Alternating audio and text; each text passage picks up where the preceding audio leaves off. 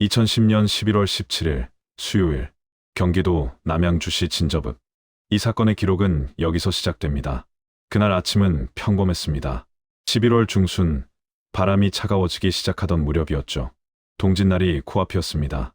아파트 단지 안경로당에서는 할머니들이 함께 옹심이를 만들기로 약속이 잡혀 있었습니다. 오전 9시가 넘자 1명, 2명 경로당에 모여들었죠. 그런데 한 사람이 오지 않았습니다. 이덕순, 69살. 이 아파트 A동 14층에 사는 할머니였습니다. 시간을 잘 지키는 사람이었죠.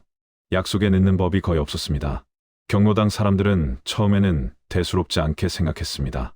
몸이 좀 안 좋은가 보다. 혹시 외출이라도 했나 보다.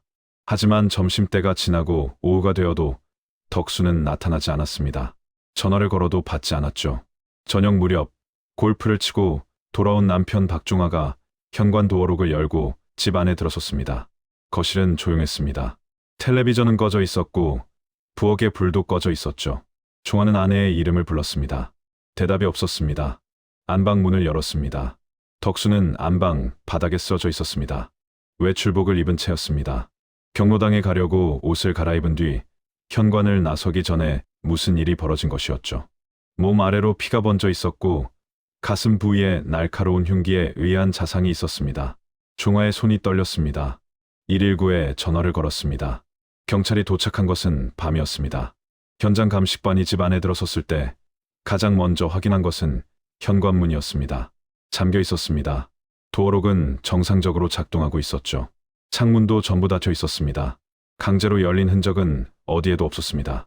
시신 옆에서 흉기가 발견됐습니다. 부엌 칼이었습니다. 남편은 그것이 자기 집에서 사용하던 칼이라고 했죠. 범인은 칼을 가져온 것이 아니었습니다. 집 안에 있는 칼을 꺼냈었습니다. 안방과 화장실 사이 바닥에는 피 묻은 슬리퍼, 자국이 찍혀 있었습니다. 화장실에서 사용하던 슬리퍼였죠. 범인은 화장실에 들어가 슬리퍼를 신고 부엌으로 가서 칼을 들고 안방에서 범행을 저지른 뒤 다시 화장실로 돌아가 피 묻은 손을 씻고 슬리퍼를 제자리에 벗어놓았습니다. 그리고 사라졌습니다. 흔적 하나 남기지 않고요. 작은 방 장롱을 뒤진 흔적이 있었지만 사라진 물건은 없었습니다. 고가의 명품 시계가 침대 위에 고스란히 놓여 있었죠. 강도가 아니었습니다. 성범죄도 아니었습니다. 범인은 대체 무엇을 위해 이 집에 들어온 걸까요? 그리고 더 큰 질문. 범인은 어떻게 들어왔고 어떻게 나간 걸까요? 이 아파트는 3중 보안 시스템이 갖춰져 있었습니다. 지하 주차장 차단기, 동 출입구의 카드키, 집 현관의 도어록, 그 어디에도 침입 흔적이 없었습니다. 대체 그날 이 집에 무슨 일이 있었던 걸까요? 기록을 한 장 넘기겠습니다. 진접신도 브레뉴 아파트. 2009년 12월에 준공된 단지였습니다. 총 10개 동, 538세대. 지어진 지 채 1년이 되지 않은 신축 아파트였죠. 남양주 진접읍은 당시 급격히 개발되고 있던 신도시 지역이었습니다. 아파트 주변은 아직 허벌판에 가까웠고 건물 뼈대만 올라가고 있는 공사 현장이 곳곳에 있었죠. 하지만 단지 안은 달랐습니다. 최신식 보안 시스템이 갖춰져 있었습니다. 첫 번째 관문. 외부 차량이 단지 안으로 들어오려면 지하주차장 차단기를 통과해야 했습니다. 차단기를 통과할 때마다 출입 기록이 자동으로 저장됐죠. 도보로 단지에 진입하는 것은 가능했지만 두 번째 관문이 기다리고 있었습니다. 각 동의 출입구에는 카드키 또는 비밀번호 입력이 필수였습니다. 카드를 대거나 번호를 누를 때마다 기록이 남았죠. 세 번째 관문. 각 세대 현관의 디지털 도어록. 역시 카드키 또는 비밀번호 방식이었습니다. 거기에 더해 아파트 곳곳에 폐쇄회로 감시 카메라가 설치되어 있었습니다.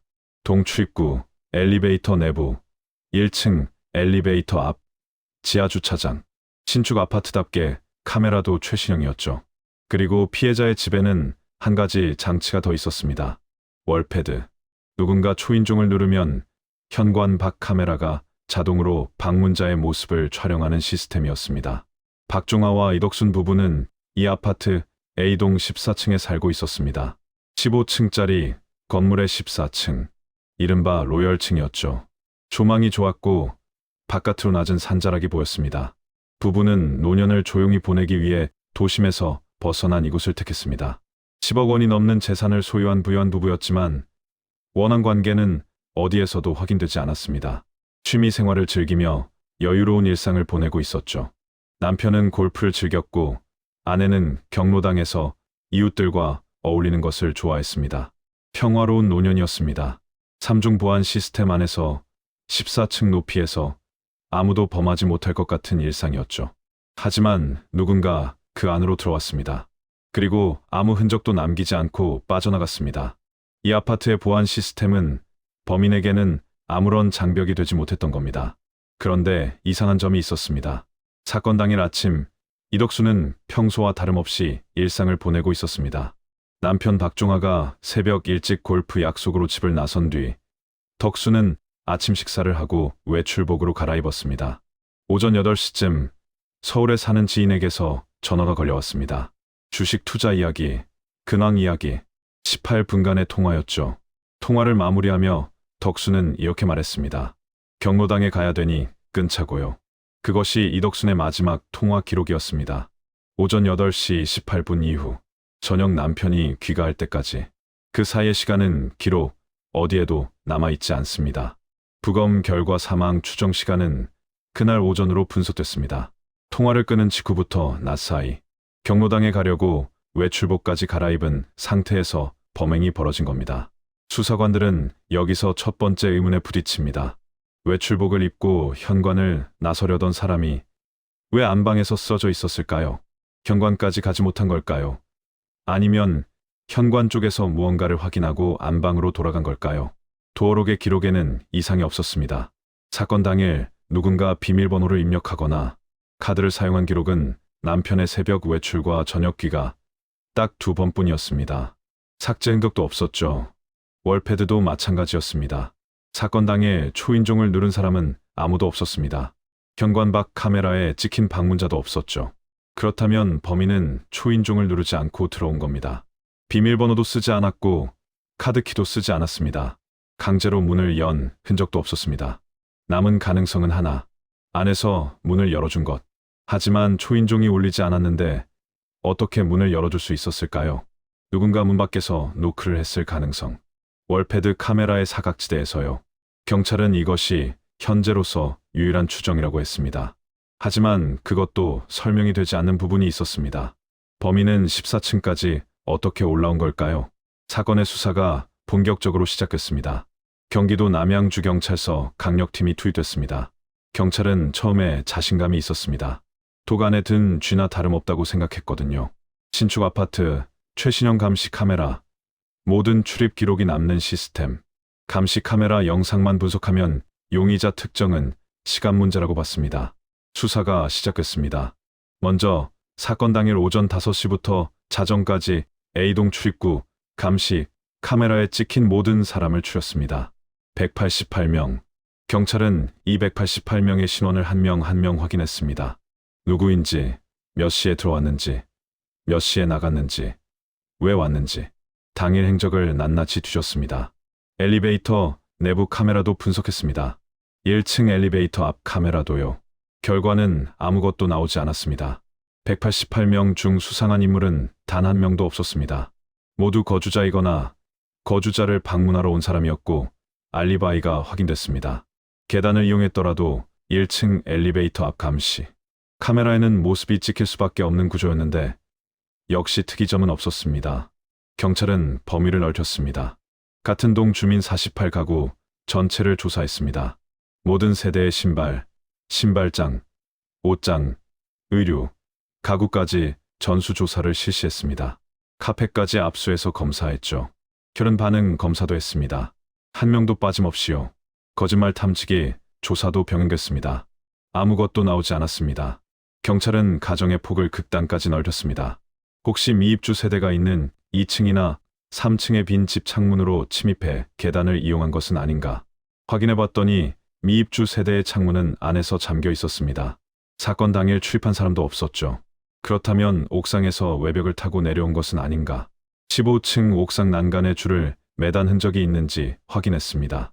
난간에 쌓인 먼지가 쓸린 자국이 전혀 없었습니다.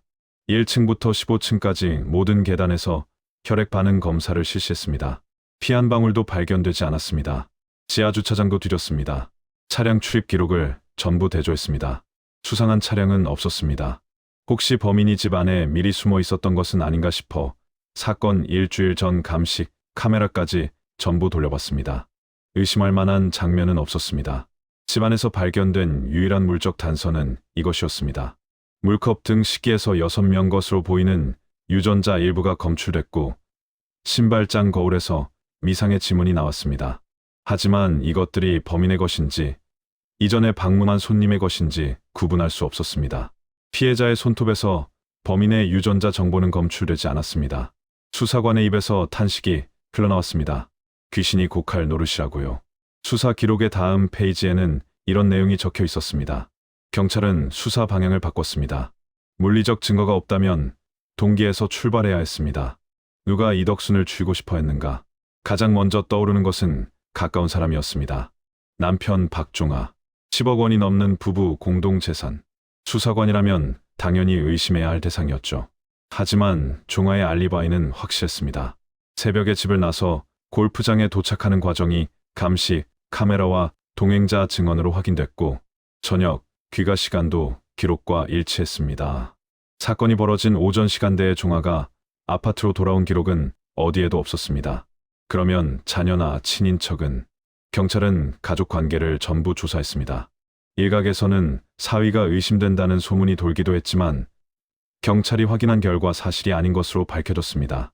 원한 관계는 부부는 이웃과 특별한 마찰이 없었습니다. 금전 문제로 다투는 상대도 없었죠. 누군가에게 돈을 빌려주거나 보증을 선 적도 확인되지 않았습니다. 강도 동기는 범인이 작은 방 장롱을 뒤진 흔적이 있었지만 사라진 물건은 없었습니다. 고가의 명품 시계가 침대 위에 고스란히 남아 있었죠. 오히려 강도 사건을 위장한 것처럼 보이기까지 했습니다.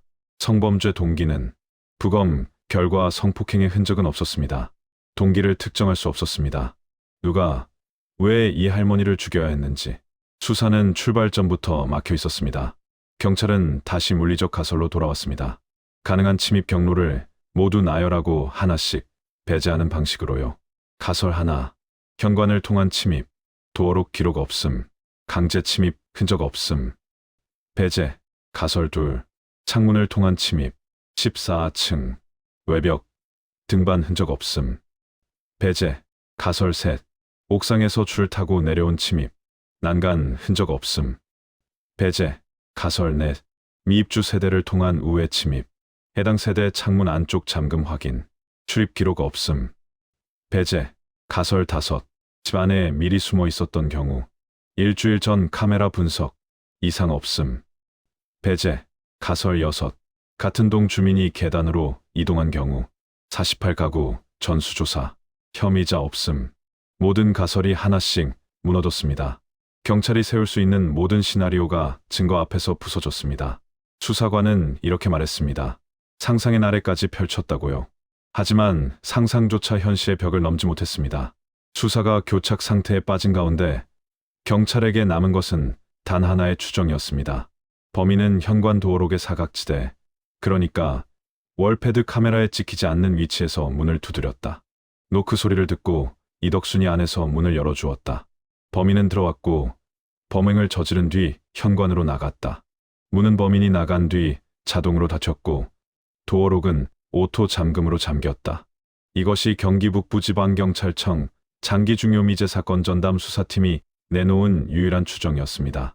하지만 이 추정에도 구멍이 있었습니다. 범인이 14층까지 올라온 방법이 설명되지 않았거든요. 엘리베이터를 타면 카메라에 찍힙니다.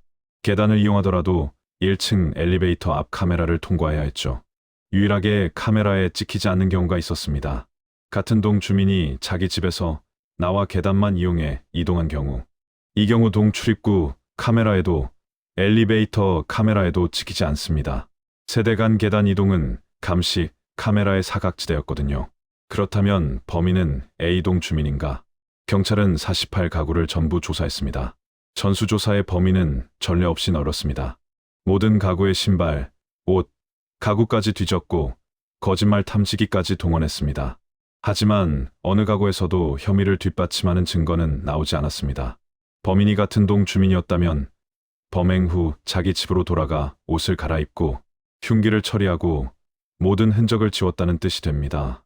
그리고 경찰의 전수조사를 완벽하게 통과했다는 뜻이기도 하죠. 아니면 범인은 같은 동 주민이 아니었고 경찰이 아직 알지 못하는 방법으로 14층까지 올라갔다가 내려간 것입니다. 감시 카메라에 한 번도 찍히지 않는 방법으로요. 어느 쪽이든 이 사건의 범인은 아파트의 구조와 보안 시스템을 매우 잘 알고 있는 사람이었습니다. 어디에 카메라가 있는지, 어디가 사각지대인지, 도어록의 기록이 어떻게 남는지를 정확히 파악하고 있었다는 뜻이거든요. 우발적 범행이 아니었습니다. 치밀하게 계획된 범죄였습니다. 그런데도 동기는 여전히 오리무중이었습니다. 돈도 아니고 원한도 아니고 성범죄도 아닌 범인은 무엇을 위해 이 노인의 집에 들어간 걸까요? 기록은 이렇게 적고 있습니다. 수사는 난관에 봉착했고 시간이 흘렀습니다. 2016년 이 사건은 공식적으로 미제 사건으로 분류됐습니다. 하지만 수사가 종료된 것은 아니었습니다. 2015년에 시행된 태완이법, 즉 살인죄, 공소시효 폐지 법률 덕분에 이 사건은 공소시효가 적용되지 않습니다. 범인을 잡기만 하면 언제든지 처벌할 수 있다는 뜻이죠. 현재 이 사건은 경기 북부경찰청 장기중요미제 사건 전담 수사팀에서 맡고 있습니다. 수사관들이 바뀌었고 수사 기법도 발전했습니다. 유전자 감식 기술은 2010년과는 비교할 수 없을 만큼 정밀해졌습니다. 당시 집안에서 발견된 물컵의 유전자 흔적, 신발장 거울의 지문, 그때는 범인과 연결하지 못했던 이 단서들이 기술이 발전하면 새로운 실마리가 될 수도 있습니다.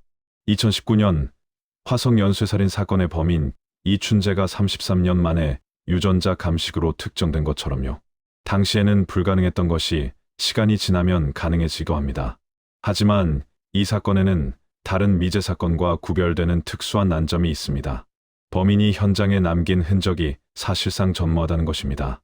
유전자도 지문도 족적도 흉기에서의 생체 증거도 없었습니다. 설령 진범이 나타나 자수를 한다 하더라도 본인의 자백 외에 유죄를 입증할 물증이 없는 상황인 거죠. 15해가 흘렀습니다. 아파트 단지 주변은 완전히 달라졌습니다. 허허벌판이던 주변에 상권이 형성됐고 진저벽이 들어섰습니다. 사건 당시 을씨년스럽던 풍경은 번화한 도시로 바뀌었죠. 하지만 A동 14층의 그 집에 남겨진 질문은 여전히 답을 찾지 못하고 있습니다. 사건 이후 이 아파트에는 괴담이 돌았다고 합니다.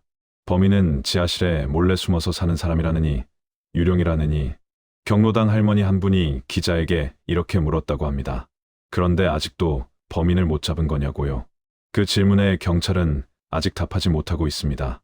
이 사건의 기록은 여기서 닫힙니다. 하지만 기록이 닫혔다는 것은 수사가 끝났다는 뜻이 아닙니다. 경기 북부경찰청 장기미제 수사팀은 지금도 이 사건을 붙들고 있습니다. 새로운 제보가 들어오면 확인하고 과학수사 기법이 발전하면 당시 증거물을 다시 분석합니다. 2019년 이춘재 사건이 보여준 것처럼 미제 사건은 해결하지 못한 사건이 아니라 아직 해결되지 않은 사건이니까요. 이 사건이 다른 미제 사건과 다른 점이 있습니다. 대부분의 미제 사건은 초기 수사가 미비했거나 증거가 훼손됐거나 감시 시스템이 부족해서 풀리지 않습니다. 하지만 이 사건은 달랐습니다. 경찰은 할 수 있는 모든 것을 했습니다. 최신 감시 카메라 영상을 분석했고 188명의 행적을 추적했고 48가구를 전수조사했습니다. 옥상부터 지하까지 뒤졌고 일주일 전 영상까지 돌려봤습니다. 그럼에도 범인의 그림자조차 잡지 못했습니다. 이것이 이 사건이 남기는 가장 무거운 질문입니다. 이 시대의 보안 시스템은 완전한가? 감시 카메라가 곳곳에 있고 디지털 자물쇠가 모든 출입을 기록하고 과학수사가 발달한 이 시대에 그래도 사람은 흔적 없이 사라질 수 있는 걸까요? 아파트라는 공간은 수백 명이 벽 하나를 사이에 두고 살아가는 곳입니다. 바로 옆집에서 무슨 일이 벌어지는지 우리는 알지 못합니다. 14층의 한 집에서 사람이 죽어가는 동안 같은 층의 다른 집에서는 텔레비전이 켜져 있었을 겁니다. 아래층에서는 아이가 학교에 갈 준비를 하고 있었을 거고요. 그 얇은 벽 하나 너머의 세계를 우리는 알지 못합니다. 2010년 11월 17일 수요일 오전 이덕수는 경로당에 가려고 외출복을 입었습니다. 지인과의 전화를 끊으며 이렇게 말했죠. 경로당에 가야 되니 끊자고요. 그 뒤에 무슨 일이 있었는지 아직 아무도 모릅니다. 삼중 자물쇠로 잠긴 14층의 그 방에는 15해가 지난 지금도 답이 없습니다. 기록은 닫혔지만 질문은 남아 있습니다. 사건 일지. 오늘의 기록은 여기까지입니다.